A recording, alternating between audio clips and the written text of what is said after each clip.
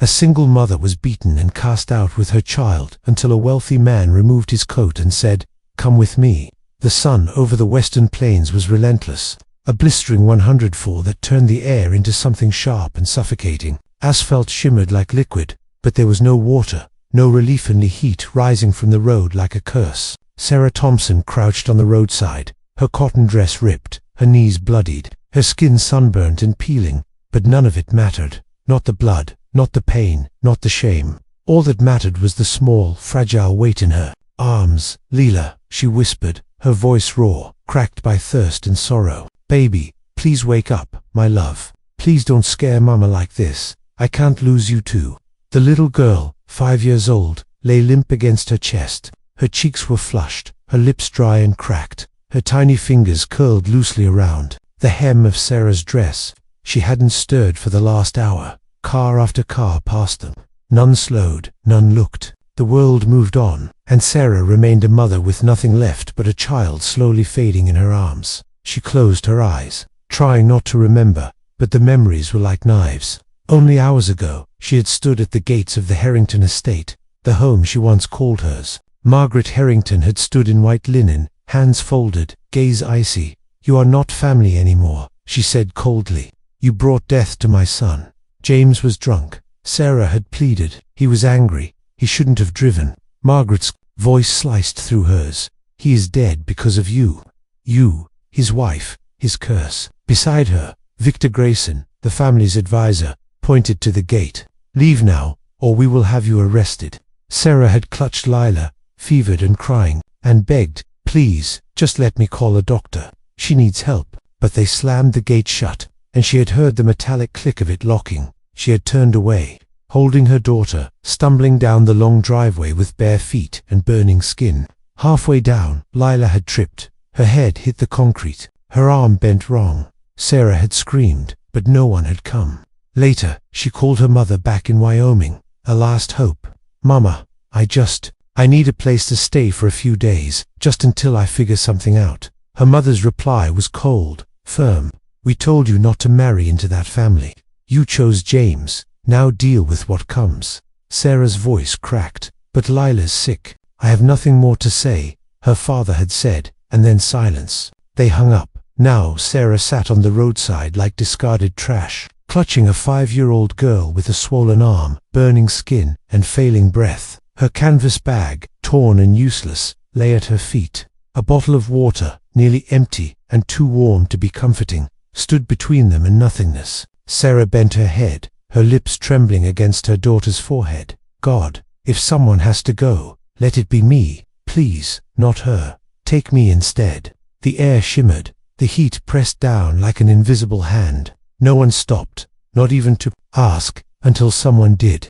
The hum of an engine slowing, then the crunch of tires on gravel. Sarah did not lift her head. She had no more hope left to lift anything. A truck door creaked open, boots on the gravel. A shadow fell across her and Leila. Then silence. Finally, a voice not loud, not demanding, just steady, just real.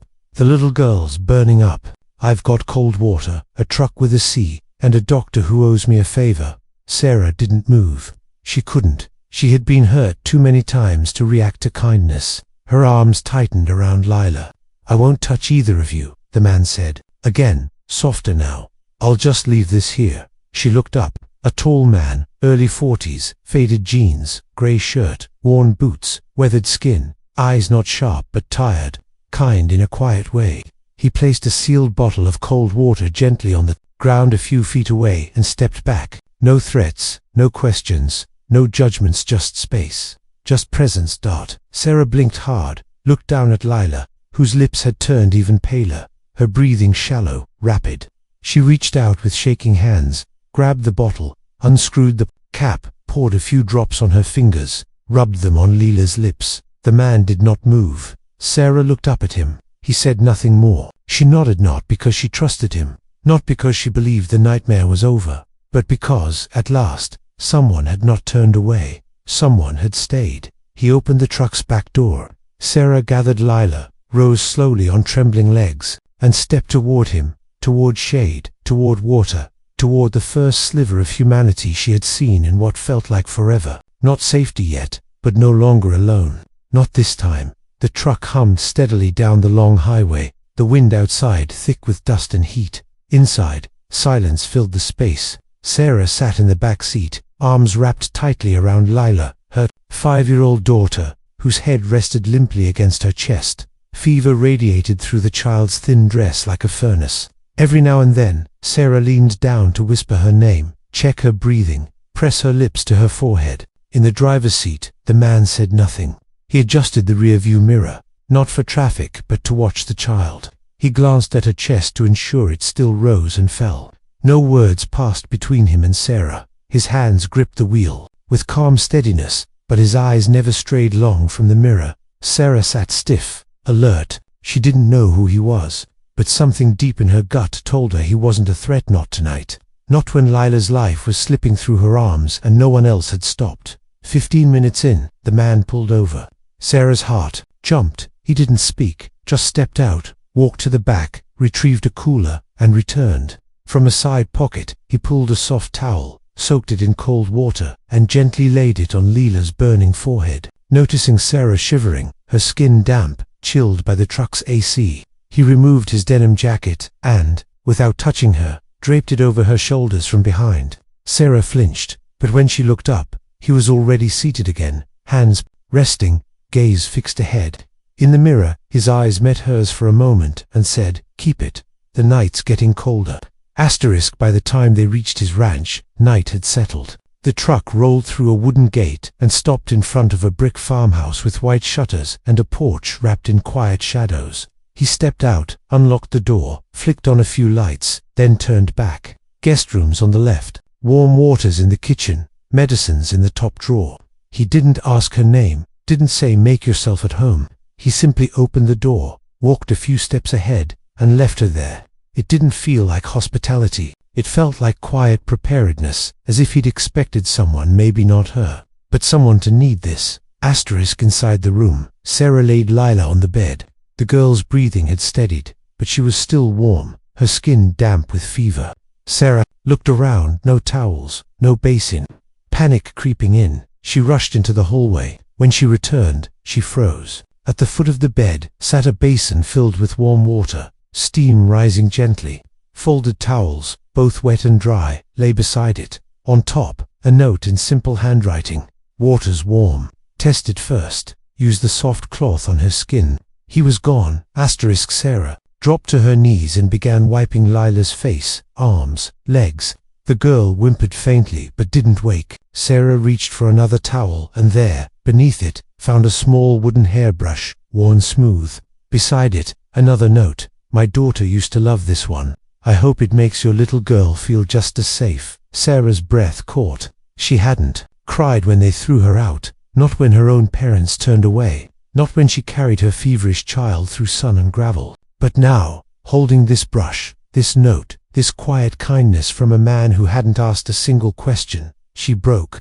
Tears spilled silently. She pressed the brush to her chest, then gently stroked it through Lila's tangled hair. The little girl stirred and murmured, "Mama, this brush smells nice." Sarah let out a broken laugh.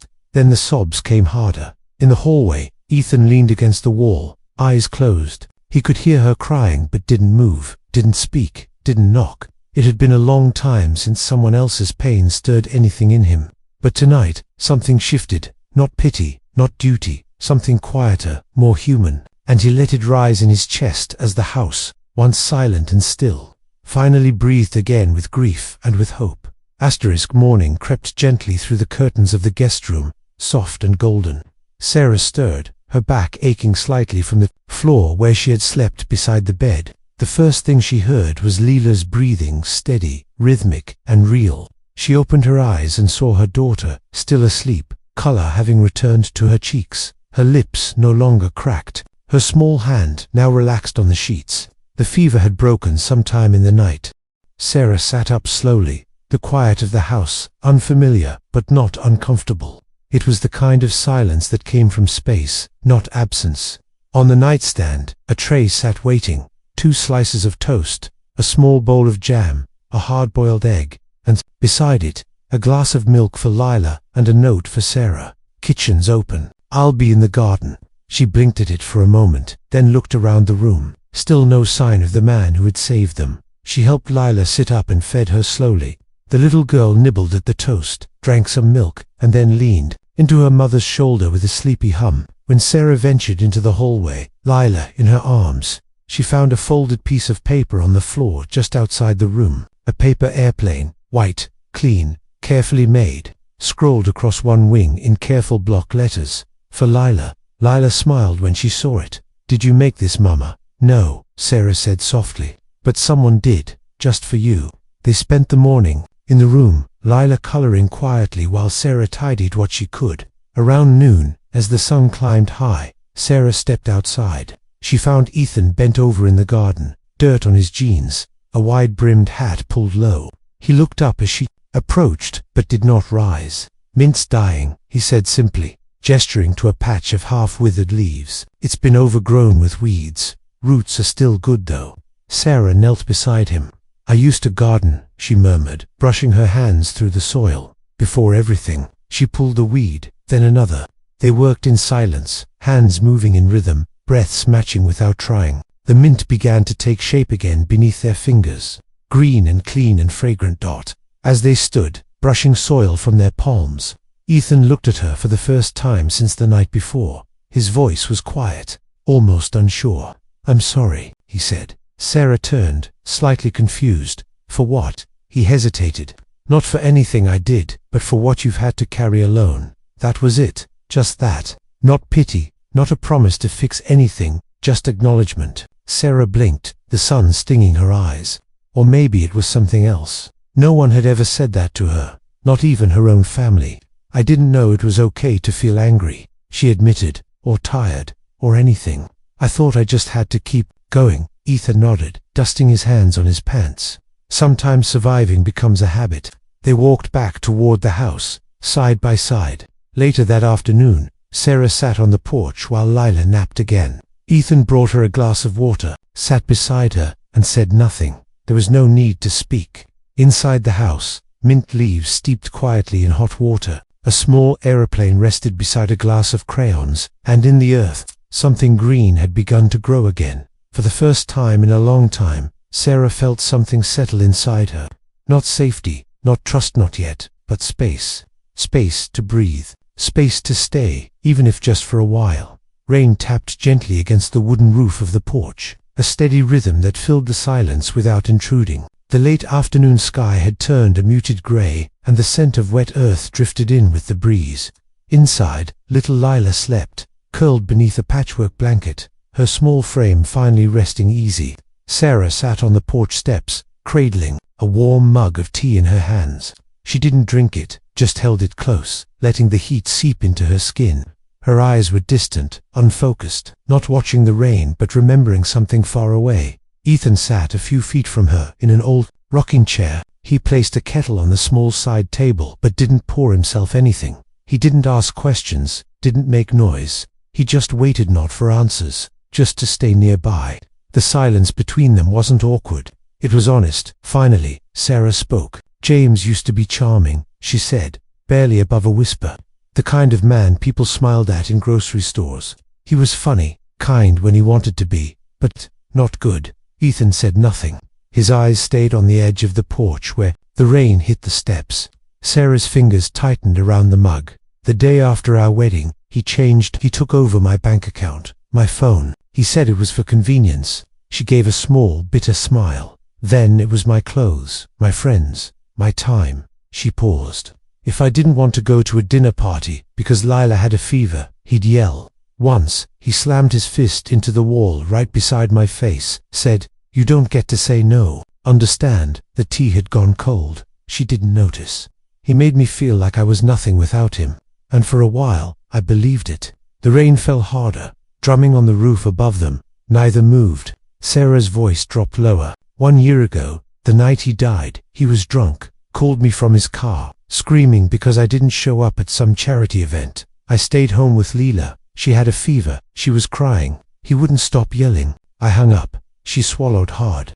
"An hour later, I heard the sirens. Didn't know it was him at first. Not until Margaret came banging on the door." Sarah shook her head slowly. She didn't cry. She didn't ask. She just looked at me and said, "You're the curse that killed my son. You never belonged to this family." Her hands trembled slightly as she set the mug down beside her. She made my life hell every day after that. Passive jabs, looks that cut deeper than words. One morning, she told me I shouldn't touch the photo frames, said my hands brought bad luck. Sarah laughed once, dry and quiet. After almost a year, she finally said the words, "Get out," and that was it. I had nowhere else to go. Her voice broke just slightly. My own mother told me, "You chose wrong. Now live with it." My father hung up. She rubbed her palms on her jeans, like trying to erase the weight of those words from her skin. I didn't know where to go. I didn't even pack a full bag. I just picked up Lila and ran. A pause. Then, softly, Ethan slid a folded napkin across the porch floor. Not a word, just a gesture. Sarah took it, dabbed at the corners of her eyes. "I'm not crying for them," she said. "I'm crying because, for once, someone didn't ask me to explain. You just let me be." Ethan leaned back slightly in his chair, the wood creaking. "You didn't do anything wrong," he said gently. "You survived something most people wouldn't understand." Silence again. Then Sarah turned slightly toward him. "Do you ever worry," she asked, voice barely audible, "that if you love again, they might leave, that you'll lose them too?" Ethan didn't look at her right away. His gaze stayed out on the rain-soaked grass. When he finally spoke, his voice was low. "I worry every day." He looked down at his hands. "But do you know what scares me more? That I'll never try again. That I'll keep living like I already died with them." Sarah nodded slowly, her eyes stinging not from pain, but from something tender, something unfamiliar. The rain continued to fall, steady and soft. No declarations were made, no promises, just two people sitting close enough to feel the same weight, and for the first time in a long while, not having to carry it alone. Envelope came in the late morning, tucked between an electricity bill and a coupon flyer. Sarah found it in the old mailbox at the end of the ranch driveway, her fingers trembling the moment she saw the seal. Shady Valley County Court, custody petition. She stared at it for a long time. The breeze rustled the dry grass around her, but she stood frozen. Back inside, the house was quiet. Lila was playing near the fireplace, humming softly to herself, while Ethan fixed a drawer in the kitchen. Sarah sat on the edge of the couch, tore the envelope open with a numbness that scared her more than the contents. The words stabbed off the page. Petition for legal guardianship. Margaret Harrington versus Sarah Thompson. Grounds: endangerment, negligence, mental instability. Requested relief: sole custody of minor child, Lila Thompson, age 5. Her eyes blurred. She barely heard Lila skipping into the room. The girl noticed the papers in her mother's hand, then the color draining from her face. "Mama," she whispered, "what's wrong?" Sarah tried to smile. Failed. "It's nothing, sweetheart. Just papers." Lila looked down at the page. She could not read most of it, but she saw her name. "Am I going away?" Sarah flinched. "What? Are they taking me?" Lila's eyes widened, voice quivering. "Did I do something bad?" Sarah dropped the papers and gathered her daughter in her arms, clutching her so tightly it made them both shake. "No," she whispered. "No, no, no, you didn't do anything. You are perfect. You are mine." From the doorway, Ethan stood silently. He had seen the return address, read the tension in Sarah's shoulders the moment she stepped inside. He walked over, crouched beside them. "If you can't hold on to her," he said softly, "then we will." Sarah looked at him, eyes wild with fear. "She's all I have." Ethan didn't flinch. "And that's all the reason we need." The next few days blurred. Sarah did not sleep much. Her hands trembled each time she brushed Lila's hair, as if she feared it would be the last time. She stopped going into town. She couldn't bear the stares, the quiet whispers. Somehow, they already knew. At the market a week earlier, she'd overheard a woman mutter, "The Harrington boy's widow. Poor child doesn't stand a chance." The words had followed her like smoke. Lila had noticed too. "Why don't they talk to you anymore?" she had asked, eyes round and confused. "Why do they look like that?" Sarah tried to explain, but the words wouldn't come. How could she make a 5-year-old understand the cruelty of adults, the fear people had of stories they didn't care to understand? One evening, while Lila slept, Sarah sat at the kitchen table, staring at the court papers, heart pounding. Ethan placed a mug of tea in front of her, then sat across from her without a word. I can't lose her, Sarah whispered. I'll die if they take her. Ethan leaned forward slightly, voice low and sure. Then you fight. She looked up at him. You've already survived worse. You've carried her through storms most people would drown in, and you're still here. Tears welled in her eyes. But what if that's not enough? Then, I'll stand with you, he said, because I've never seen anyone fight as hard as you, just to love someone. Sarah covered her face with both hands, her body trembling from everything she'd held inside.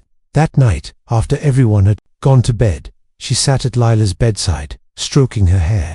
Mama, the child murmured in her sleep, you won't let them take me, right? Sarah closed her eyes. Never, she whispered, not in this lifetime. And something settled in her chest. Then not peace, not hope, but resolve. A fire not born from rage, but from love that refused to let go. She had been abandoned, insulted, erased, but no one would take her daughter. Not while she could still breathe.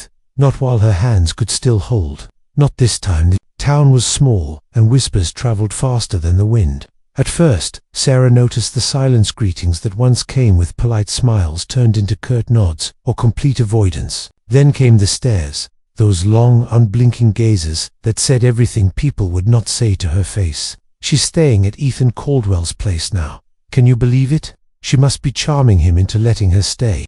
Bet she's after his land. That girl and her daughter, they know how to survive. Sarah tried to ignore it, but then came the words that cut deeper. She's not even from here. I heard the girls, not even James's daughter. Whole thing's just a setup. At the bakery, she stood in line for 20 minutes. When it was finally her turn, the woman behind the counter looked through her like she was made of glass. We're sold out, she said, even though 2 loaves of fresh sourdough sat on the display shelf behind her. Sarah said nothing, just nodded and walked out. Outside, Leela clung to her hand, her little feet barely keeping up.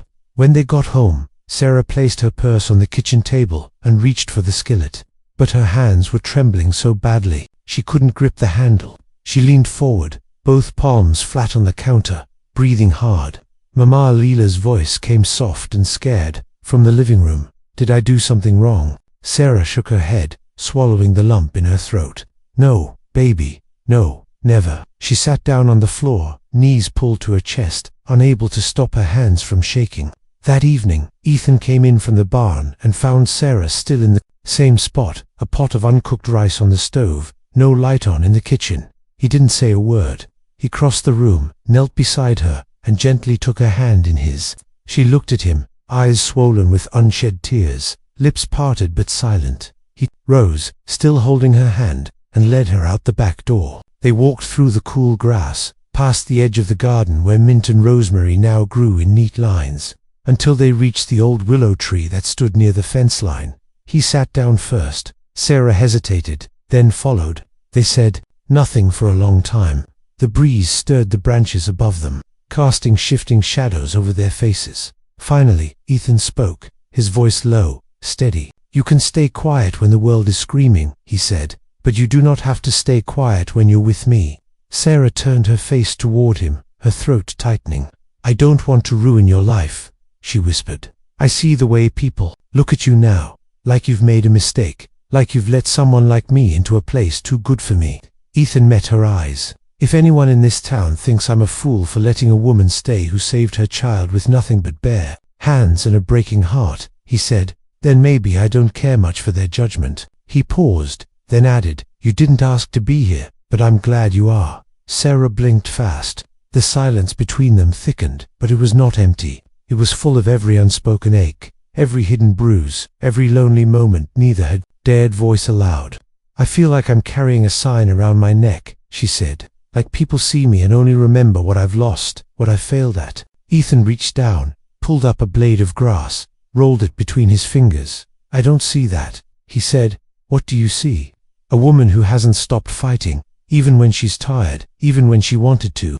Tears slipped down Sarah's cheeks. She didn't bother wiping them, and Ethan didn't reach to wipe them either. He just sat with her, close enough that she could feel the warmth of his presence, far enough that she didn't feel trapped. They stayed like that for a long time, beneath the soft hush of the willow, because sometimes the loudest thing a person could do was choose to stay beside someone in silence, and that silence, shared, was louder than any rumor, any doubt, any loneliness. The sound of hooves against dirt filled the quiet morning air. Ethan stood in the stable, brushing down his mare, steady and grounded. The barn had always been his place of peace. He heard her footsteps before she spoke. Still using the old brush, came a familiar voice. He turned. His mother, Abigail Caldwell, stood in the doorway, her beige coat buttoned, her hair pinned neatly. There was no judgment in her voice, just quiet observation. "I heard about the girl," she said. Ethan continued brushing. After a pause, he set the brush down and turned to face her. She and her daughter needed somewhere safe. Abigail stepped closer. "Are you sure this is safety for you too?" He frowned slightly. "What do you mean?" She exhaled. "You've built a life here that doesn't hurt anymore. But she's still bleeding. Are you ready for that? Ready to carry more weight again?" Ethan glanced at his rough hands. Maybe that's what makes it feel real. That evening, dinner passed quietly. Sarah had cooked something simple: roasted vegetables, bread, soup. She moved with care in the kitchen, her words few, her eyes lowered. Lila sat beside her, hands folded neatly, trying hard to be good. Abigail said little, but she watched everything. The way Sarah gently wiped Lila's mouth, how she cut the bread with hands used to doing harder things, how she comforted the child without raising her voice, even when soup spilled on her shirt. After dinner, Abigail looked at Sarah. "Would you join me a moment?" Sarah followed her to the porch. The air was cool, the scent of mint lingering in the breeze. Abigail leaned on the railing, her eyes on the horizon. "I didn't come to oppose," she said. "I came because I'm a mother. I've lost, and I know how grief changes people, not just in the moment, but in all the moments after." She turned. "My worry isn't who you are. It's what happens if Ethan opens his heart again and you leave." Sarah folded her hands in her lap. "I'm not asking to belong or to be trusted. I only know I won't hurt him. If I thought I would, I'd go." Abigail studied her. "You talk like someone who expects to be pushed away." Sarah gave a small, sad smile. "It's happened enough." Silence stretched between them. Abigail's voice softened. "I know what it's like to outlive your child. And the silence that follows, it's the loudest sound in the world." Sarah nodded. "It's all I've heard for a year." Abigail looked down. Then, without a word, she went back inside. The next morning, Sarah awoke to the smell of something warm and buttery. In the kitchen, Abigail was placing a plate of scones on the table. "I used to make these for Ethan when he was small," she said. "They're better with honey." Lila clapped her hands. "They smell like cookies." Sarah blinked, caught off guard. "Thank you," she said quietly. Abigail looked up. Children remember the small things.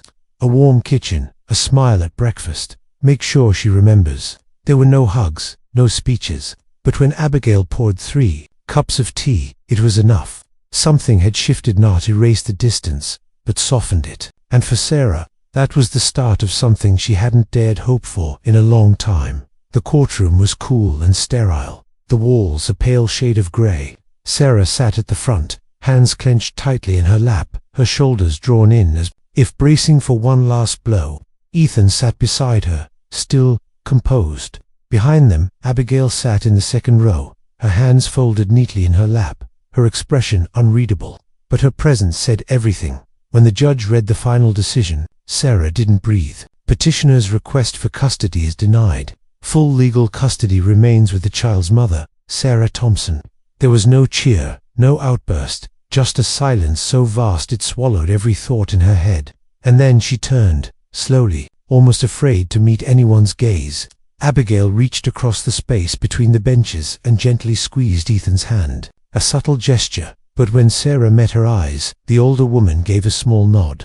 Sarah didn't smile, but her eyes, glassy with tears, spoke the words she couldn't say. That night, the dinner table looked like any other, but it wasn't. Lila chatted about her new crayons and a girl at school who let her borrow a glitter sticker. Sarah listened, nodding, the soft clink of cutlery and the smell of roasted vegetables surrounding them like a blanket. Ethan passed the bread.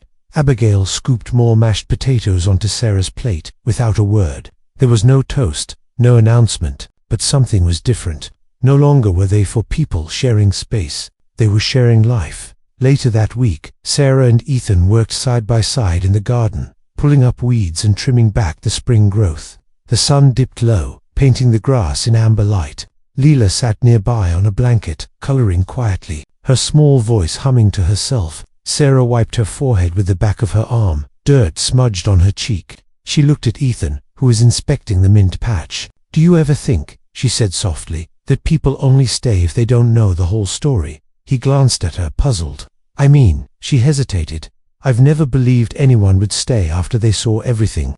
The broken parts, the pieces I've had to glue back together just to breathe." Ethan leaned on the rake, eyes gentle. "I see all of it, Sarah," he said. "That's why I'm still here." She didn't reply, but her breath hitched not from sadness, but from the terrifying, beautiful realization that he meant it, and he wasn't waiting for her to be perfect. He was just choosing to stay. As the evening cooled, they packed up their tools and walked back toward the house. Leela raced ahead to show Abigail her drawing, two tall figures and a small girl holding hands under a tree. On the porch, Sarah and Ethan sat on the old swing, side by side, hands coated in the scent of fresh earth. They didn't talk. They didn't need to. He reached over, took her hand, and laced his fingers through hers. No pressure, no promise, just presence. Lila's laughter rang out in the yard, full and bright, chasing the last light of day into the sky. Inside the house, the lights glowed, soft and golden, and for the first time in a long time, the walls did not echo with silence but with life, with movement, with family not built from ceremony or blood, but from the quiet decision to keep showing up, to stay. A voice, gentle, almost like a memory, closed the moment like a narrator stepping back. They didn't begin in love. They began in grief, in brokenness, in fear, and day by day, they didn't heal with time. They healed with each other. If this story touched something deep in your heart, if you saw a part of yourself in Sarah's silence, in Ethan's stillness, or in little Lila's innocent hope, then you're not alone. Somewhere out there, someone is quietly surviving what no one sees. And sometimes, all it takes is one hand reaching out and choosing not to let go. At Heartfelt Tales, we believe in the quiet power of compassion, resilience, and the kind of love that does not shout but stays. If you felt moved by this journey, we invite you to subscribe to our channel, where we share truly life stories that heal, inspire, and remind us of the goodness still found in everyday hearts. Because sometimes, the stories we need most are the ones that stay with us long after the screen fades to black. Subscribe now to Kindness Power and let the next story find its way to your soul.